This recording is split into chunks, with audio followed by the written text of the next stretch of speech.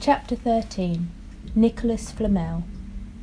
Dumbledore had convinced Harry not to go looking for the Mirror of Erised again for the rest of the Christmas holidays. The invisibility cloak stayed folded at the bottom of his trunk. Harry wished he could forget what he'd seen in the mirror as easily, but he couldn't. He started having nightmares.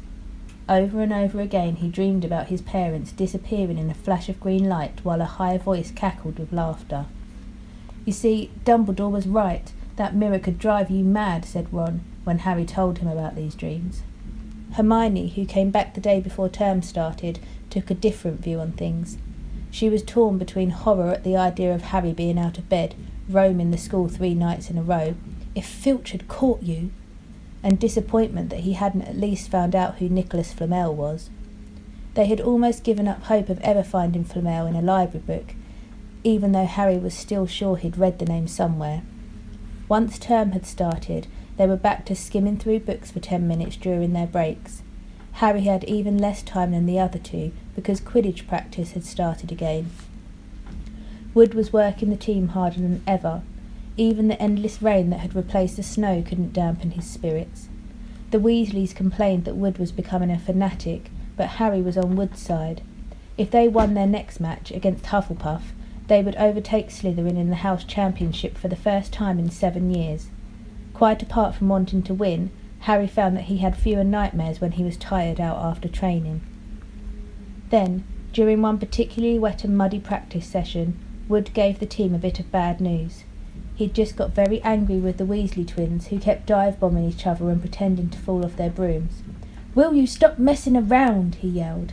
"That's exactly the sort of thing that will lose us the match. Snape's refereeing this time, and he'll be looking for any excuse to knock points off Gryffindor." George Weasley really did fall off his broom at these words. "Snape's refereeing?" he spluttered through a mouthful of mud. When's he ever refereed a Quidditch match? He's not going to be fair if we might overtake Slytherin." The rest of the team landed next to George to complain too. "It's not my fault," said Wood. "We've just got to make sure we play a clean game, so Snape hasn't got any excuse to pick on us." Which was all very well, thought Harry, but he had another reason for not wanting Snape near him while he was playing Quidditch. The rest of the team hung back to talk to each other as usual at the end of practice, but Harry headed straight back to the Gryffindor common room, where he found Ron and Hermione playing chess. Chess was the only thing Hermione ever lost at, something Harry and Ron thought was very good for her. "Don't talk to me for a moment," said Ron when Harry sat down next to him. "I need to concentrate." He caught sight of Harry's face. "What's the matter with you? You look terrible." Speaking quietly so that no one else would hear, Harry told the other two about Snape's sudden, sinister desire to be a Quidditch referee. "Don't play," said Hermione at once. "Say you're ill," said Ron. "Pretend to break your leg," Hermione suggested. "Really break your leg," said Ron. "I can't," said Harry. "There isn't a reserve seeker. If I back out, Gryffindor can't play at all." At that moment Neville toppled into the common room. How he had managed to climb through the portrait hole was anyone's guess, because his legs had been stuck together with what they recognised at once as the leg locker curse. He must have had to bunny hop all the way up to Gryffindor Tower. Everyone fell about laughing except Hermione, who leapt up and performed the counter curse. Neville's legs sprang apart, and he got to his feet trembling. "What's happened?" Hermione asked him, leading him over to sit with Harry and Ron. "Malfoy," said Neville shakily. "I met him outside the library. He said he'd been looking for someone to practice that on." "Go to Professor McGonagall," Hermione urged Neville. "Report him." Neville shook his head. "I don't want more trouble," he mumbled. "You've got to stand up to him, Neville," said Ron. "He's used to walking all over people, but that's no reason to lie down in front of him and make it easier." "There's no need to tell me I'm not brave enough to be in Gryffindor. Malfoy's already done that," Neville choked. Harry felt in the pocket of his robes and pulled out a chocolate frog, the very last one from the box Hermione had given him for Christmas. He gave it to Neville, who looked as though he might cry. "You're worth 12 of Malfoy," Harry said.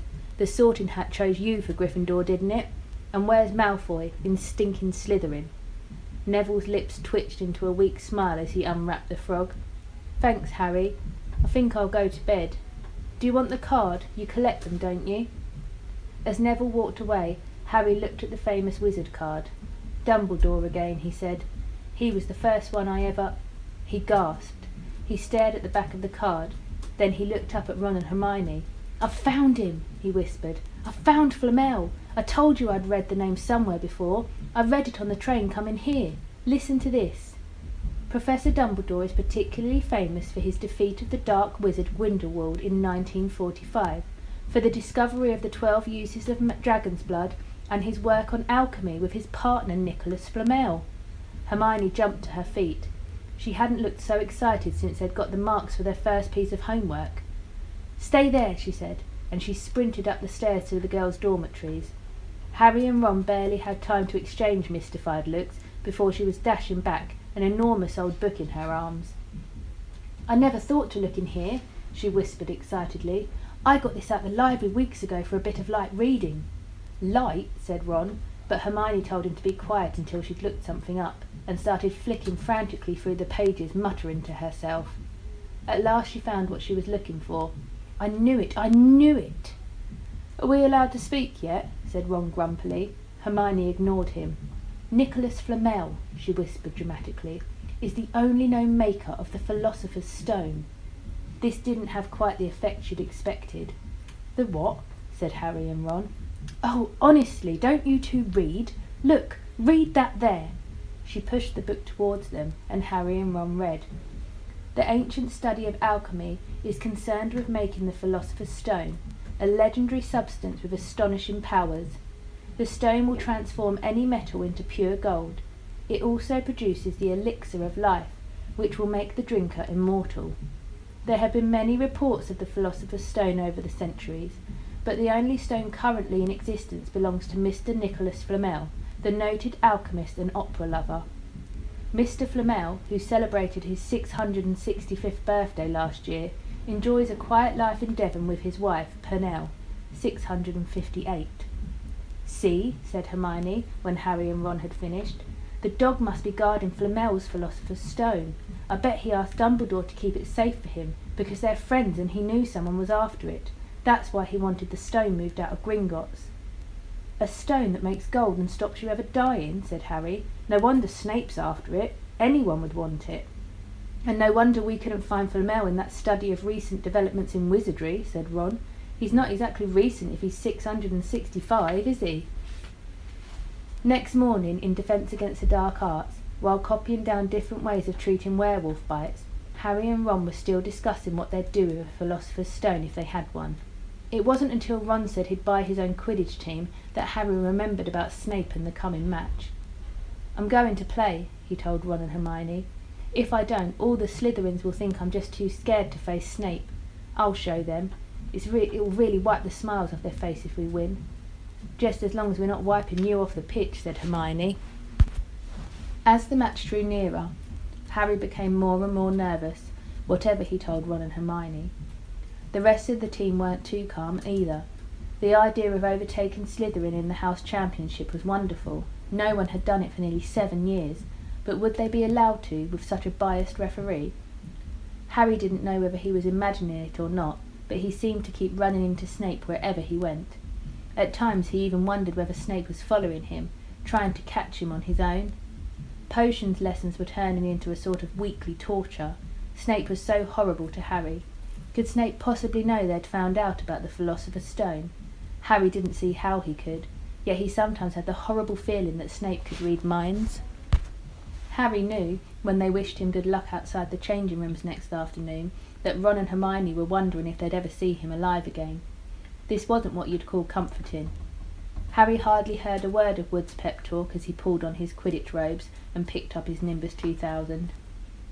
Ron and Hermione, meanwhile, had found a place in the stands next to Neville, who couldn't understand why they looked so grim and worried, or why they had both brought their wands to the match. Little did Harry know that Ron and Hermione had been secretly practising the leglocker curse. They'd got the idea from Malfoy using it on Neville, and were ready to use it on Snape if he showed any sign of wanting to hurt Harry. "Now don't forget, it's locomotor mortis," Hermione muttered as Ron slipped his wand up his sleeve. "I know," Ron snapped. "Don't nag." Back in the changing room, Wood had taken Harry aside.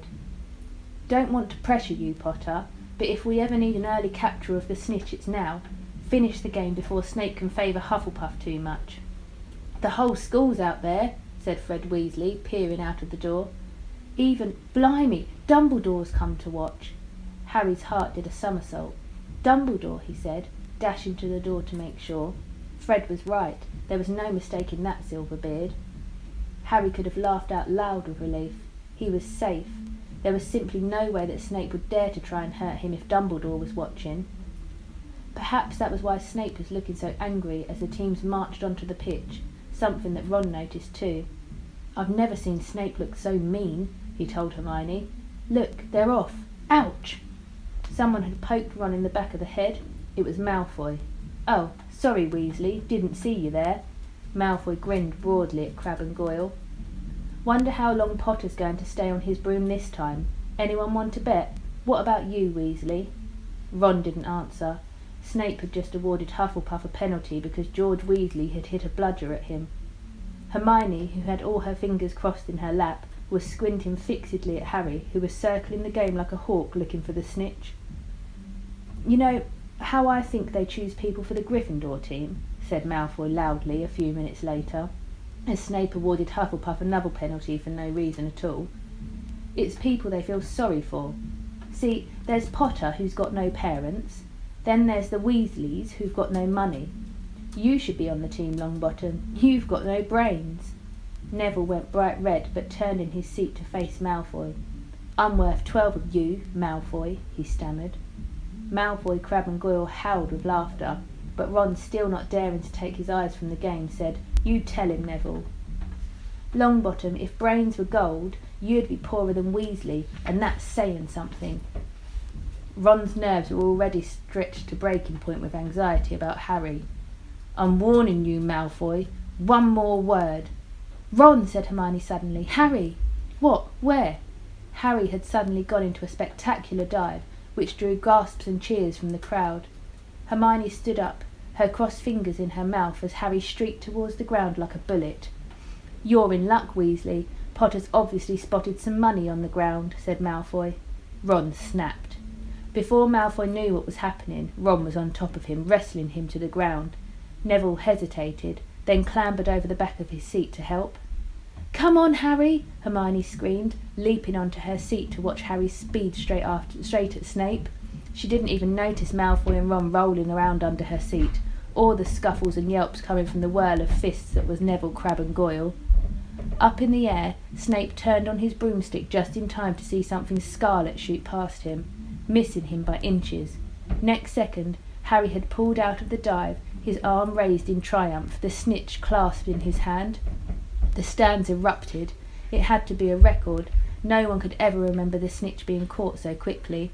"Ron! Ron! Where are you? The game's over! Harry's won! We've won! Gryffindor are in the lead!" shrieked Hermione, dancing up and down on her seat and hugging Parvati Patil in the row in front. Harry jumped off his broom, a foot from the ground.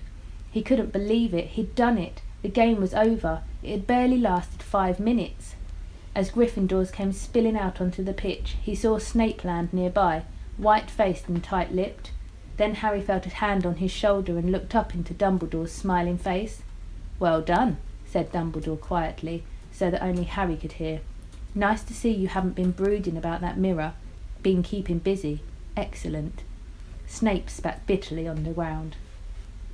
Harry left the changing room alone some time later to take his Nimbus 2000 back to the broom shed.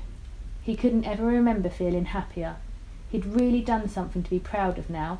No one could say he was just a famous name anymore. The evening air had never smelled so sweet. He walked over the damp grass, reliving the last hour in his head, which was a happy blur. Gryffindors running to lift him onto their shoulders, Ron and Hermione in the distance jumping up and down, Ron cheering through a heavy nosebleed.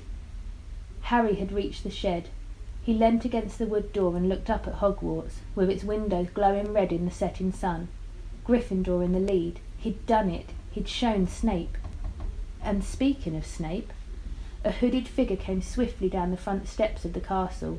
Clearly not wanting to be seen, it walked as fast as possible towards the Forbidden Forest. Harry's victory faded from his mind as he watched. He recognised the figure's prowling walk. Snape, sneaking into the forest while everyone else was at dinner. What was going on? Harry jumped back on his Nimbus 2000 and took off. Gliding silently over the castle, he saw Snape enter the forest at a run. He followed. The trees were so thick he couldn't see where Snape had gone. He flew in circles lower and lower, brushing the top branches of the trees until he heard voices. He glided towards them and landed noiselessly in a towering beech tree. He climbed carefully along one of the branches, holding tight to his broomstick, trying to see through the leaves. Below, in a shadowy clearing, stood Snape, but he wasn't alone. Quirrell was there too. Harry couldn't make out the look on his face, but he was stuttering worse than ever. Harry strained to catch what they were saying. Don't know why you wanted to meet here of all places, Severus." "Oh, I thought we'd keep this private," said Snape, his voice icy. "Students aren't supposed to know about the Philosopher's Stone, after all." Harry leant forward. Quirrell was mumbling something. Snape interrupted him. "Have you found out how to get past the Beast of Hagrid's yet?" But Severus, You don't want me as your enemy, Quirrell," said Snape, taking a step towards him. I don't know what you know perfectly well what I mean." An owl hooted loudly and Harry nearly fell out of the tree. He steadied himself in time to hear Snape say, "Your little bit of hocus pocus. I'm waiting." But I don't—" "Very well," Snape cut in. "We'll have another little chat soon, when you've had time to think things over and decide where your loyalties lie." He threw his cloak over his head and strode out of the clearing. It was almost dark now, but Harry could see Quirrell standing quite still as though he was petrified. "Harry, where have you been?" Hermione squeaked. "We won! You won! We won!" shouted Ron, thumping Harry on the back.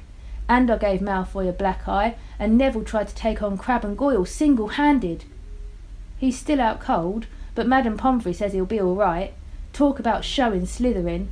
Everyone's waiting for you in the common room. We're having a party. Fred and George stole some cakes and stuff from the kitchens." "Never mind that now," said Harry breathlessly.